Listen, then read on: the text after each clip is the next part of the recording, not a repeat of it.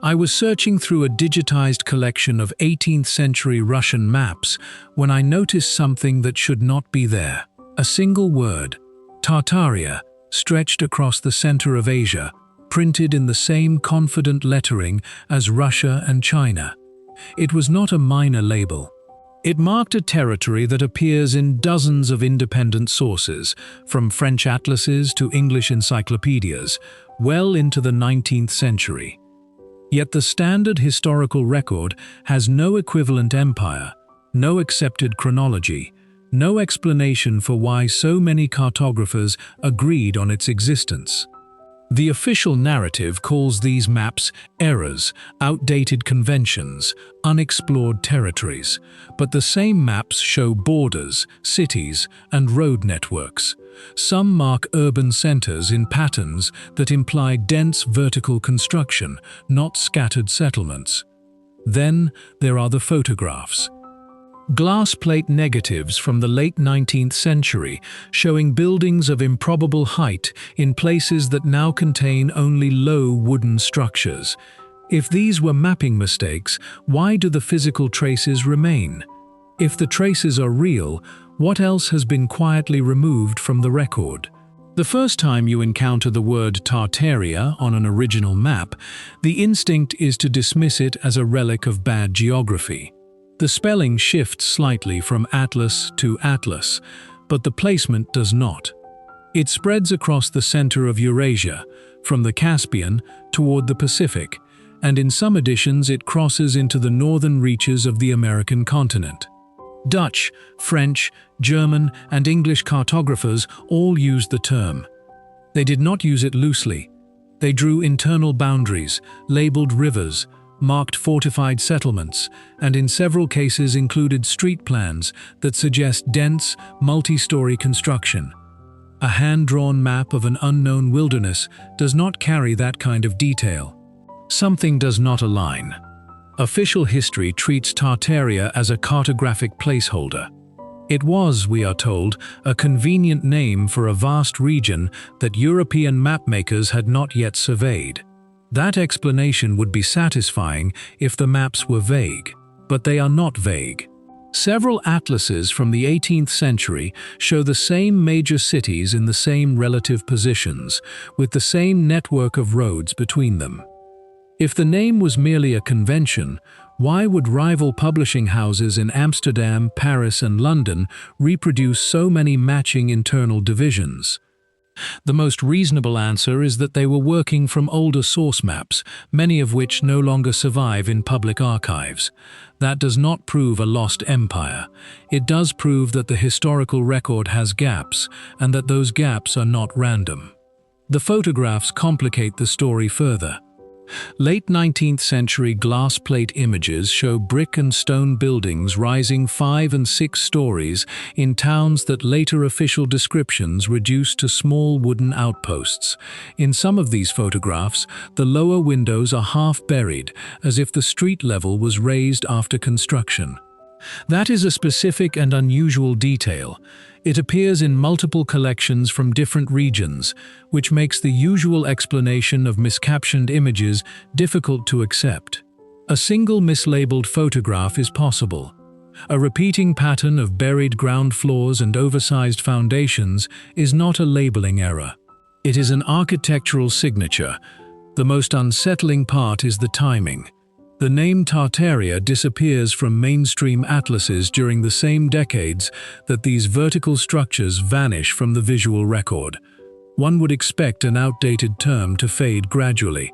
Instead, it is removed while the physical evidence is still standing. That suggests the record was not simply corrected, it was reshaped. I keep returning to one question. How many images like these were discarded as irrelevant before they could be studied carefully?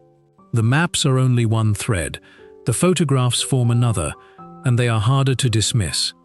In several regional archives, there are glass plate images showing brick and stone buildings rising 5 and 6 stories in settlements that later official records describe as small frontier outposts. The buildings themselves are not primitive. They have arched windows, decorative cornices, and load-bearing walls of a scale that would require advanced masonry. Yet the towns around them now consist mostly of single-story timber structures. That contrast alone is strange. A settlement does not lose the ability to build on a large scale unless something interrupts its history, and the interruption is rarely described in local accounts. More troubling is the condition of the ground floors. In many of these photographs, the lowest row of windows sits only inches above the street. In some, the doors appear half sunk into the earth. The standard explanation is that soil accumulated over time, or that the images were taken during floods or after heavy snowfall. But the same condition appears in photographs from dry inland regions, where there is no record of major flooding. It appears in towns separated by hundreds of miles, in different climates, all within the same broad geographical band. A repeated anomaly across such distances points to a shared cause. What that cause was remains unclear, but it was not random weather. Official records are silent on the matter. In many of these towns, the archives contain no building permits, no contractor names, and no recorded date of construction for the largest structures. They simply appear as already existing on early survey maps. Later local histories describe them as merchant warehouses or administrative buildings, but the descriptions are vague and often contradictory. One volume may call a building a trading post, while another calls the same building a military barracks. The uncertainty suggests that later writers did not know the original purpose of these structures. They were assigning functions to buildings that predated the written record. This is where the cartographic evidence becomes important. On several maps of Tartaria, the same regions that later contain these unexplained buildings are marked with symbols indicating substantial urban centers. The symbols are not generic. They show walled enclosures, central towers, and densely grouped structures. In modern map reading, such symbols would be interpreted as evidence of permanent architecture. Yet when these maps are discussed in standard historical literature, the symbols are often ignored. The maps are reproduced, but the urban signatures are not examined. The omission is not always deliberate. Scholars looking at political boundaries may not focus on building typologies, but the absence of inquiry has consequences.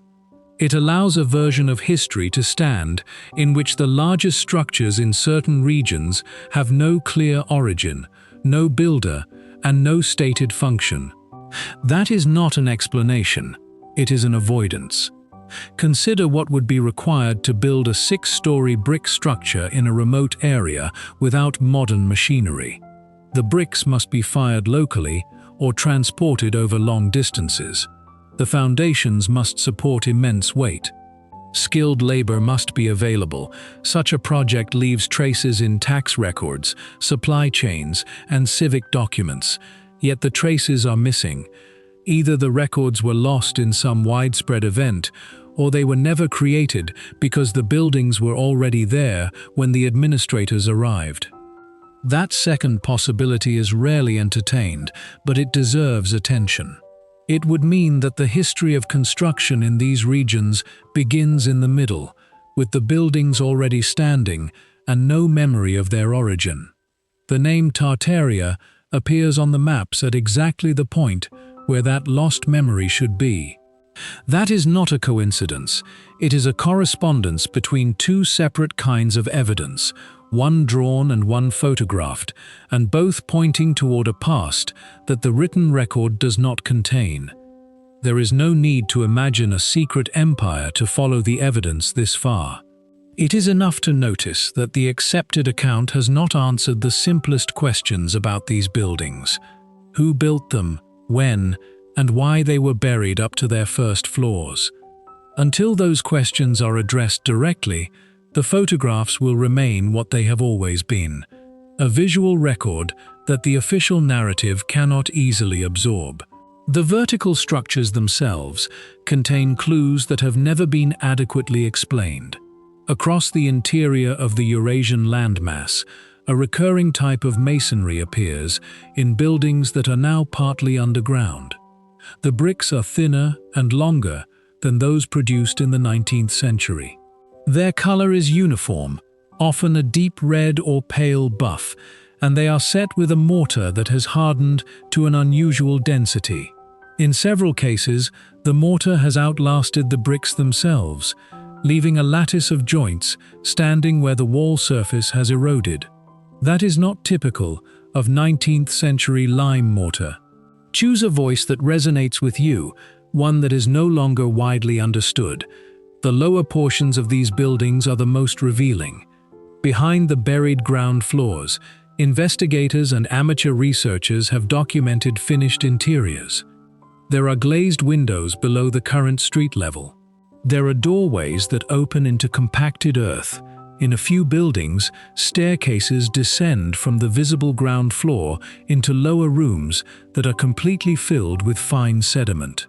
If the burial had been caused by slow accumulation over centuries, the windows would be broken by pressure and the interiors would show water damage.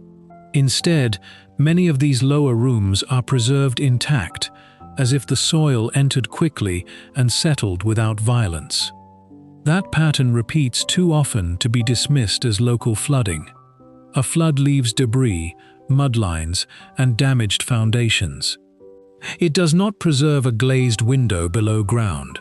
Volcanic ash can bury buildings rapidly, but there is no known eruption in the historical record that matches the distribution of these sites. An earthquake could drop a building, but it would crack walls and collapse roofs. The evidence points to something quieter, a widespread event or series of events in which fine material covered the first floors while leaving the upper stories standing. That kind of burial is not easily explained by any process in the standard geological timeline. Some of the structures are not ordinary buildings at all. They have a geometric footprint that appears on early maps as a star-shaped enclosure, with projecting bastions and thick walls. These are often classified as military fortifications from the 17th or 18th century, but their lower levels show the same clean burial as the urban buildings around them. In some cases, the star-shaped plan is visible only from above because the outer walls have been buried to such a depth that the structure appears to grow directly out of the ground. The official survey records rarely mention the buried portions. The map symbols do. The connection to Tartaria becomes clearer when you align the locations of these buried structures with the old cartographic labels. The urban centers marked on the maps of Tartaria correspond, with surprising frequency, to the towns where the anomalous masonry and sunken ground floors are found. This is not a perfect overlap, but it is close enough to suggest that the mapmakers were recording something real. They were not drawing an empty wilderness. They were marking a network of settlements that shared a common building tradition, a tradition that later vanished from the written record. What remains is a body of physical evidence that sits uncomfortably beside the accepted chronology. The buildings are not hidden. Many still stand. Their lower floors are buried, but their upper walls rise above the street. The maps are not secret. They are held in public collections and reproduced in academic catalogues. Yet the two sets of evidence are rarely placed next to each other. When they are, the question becomes unavoidable. If these cities were built by known cultures in known periods, why are their earliest floors buried in clean sediment? And why do the maps that show them disappear from circulation in the same era that the lower levels vanish from view? The answer may not be as dramatic as a lost empire, but the refusal to ask the question is its own kind of historical failure. To understand why these structures remain unexplained, it helps to look at what is missing around them. A city is not only walls and windows, it leaves traces in the landscape: quarries, kilns, transport routes, drainage channels, and the accumulated refuse of daily life. Yet around many of the buildings associated with the old Tartaria maps, these supporting traces are absent or buried beyond reach. The brickworks that should have produced the masonry have not been located. The roads that should have carried materials have been covered by later layers or erased entirely. The middens and domestic deposits that accumulate around long-term settlement are thin or non-existent. It is as if the cities were built in a period that left almost no other archaeological signature. That is difficult to explain within the standard model.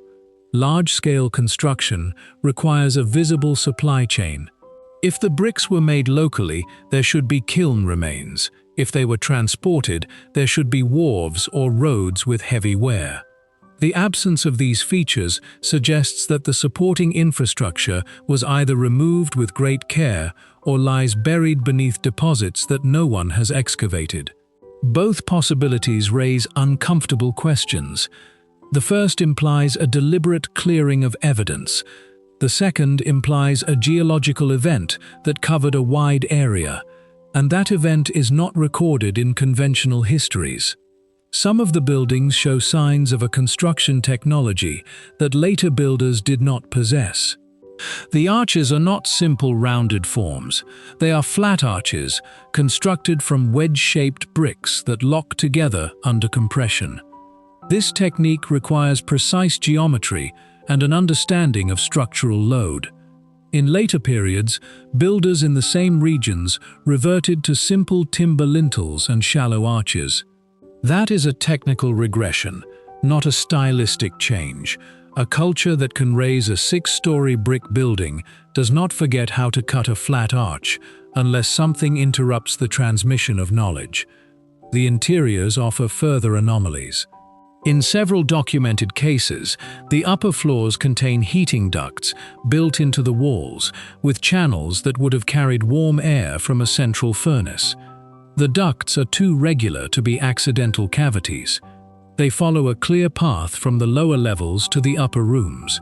Yet the official descriptions of these buildings rarely mention central heating.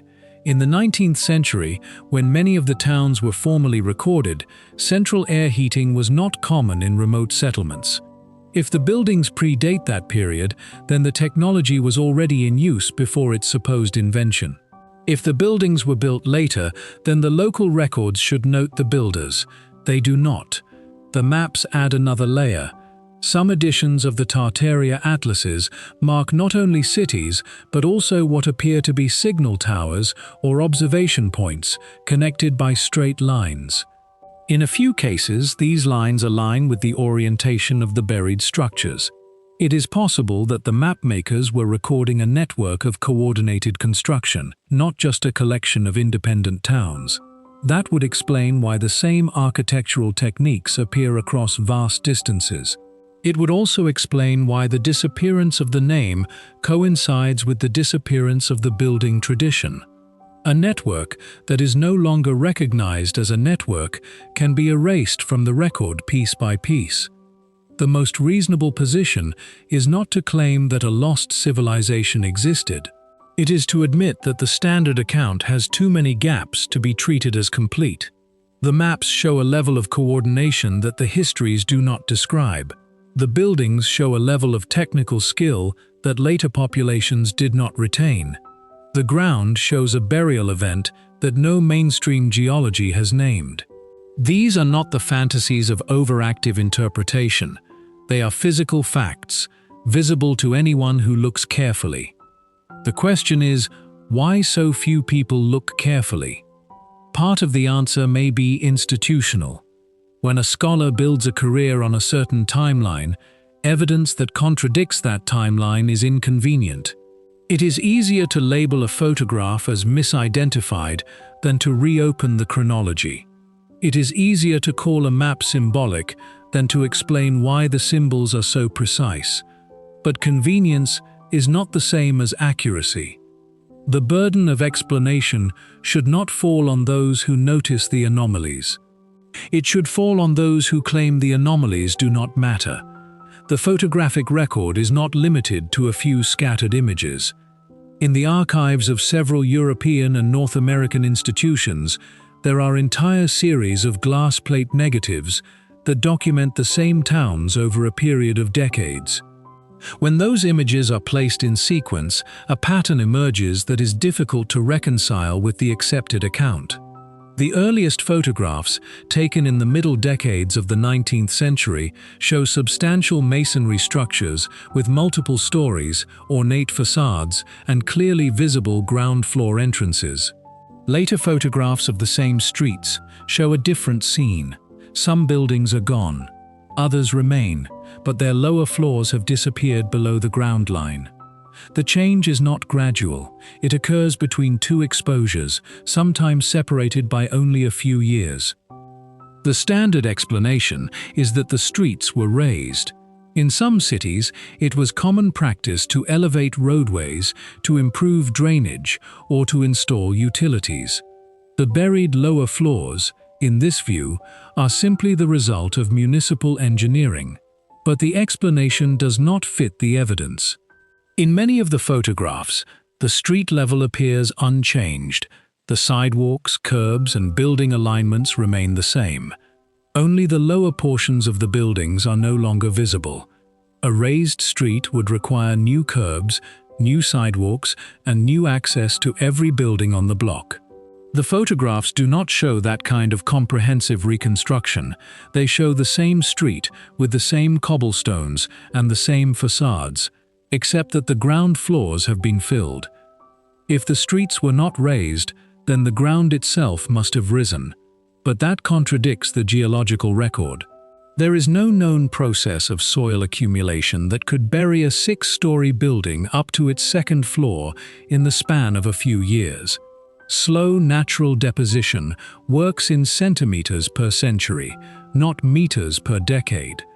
Catastrophic deposition, from floods or landslides, leaves visible debris and damage. The photographs show neither. The burial is clean, uniform, and strangely complete. It is as if a fine material settled over the lower levels without disturbing the upper walls. That kind of clean burial is consistent with a phenomenon that some researchers have called a mud flood. The term itself is controversial, and I do not use it lightly. It suggests a widespread event in which a slurry of fine sediment covered large areas in a relatively short time. Such an event would explain the preserved windows below ground, the intact doors, and the absence of debris. It would also explain why the lower floors were not simply basements. They were finished living spaces that became uninhabitable almost overnight.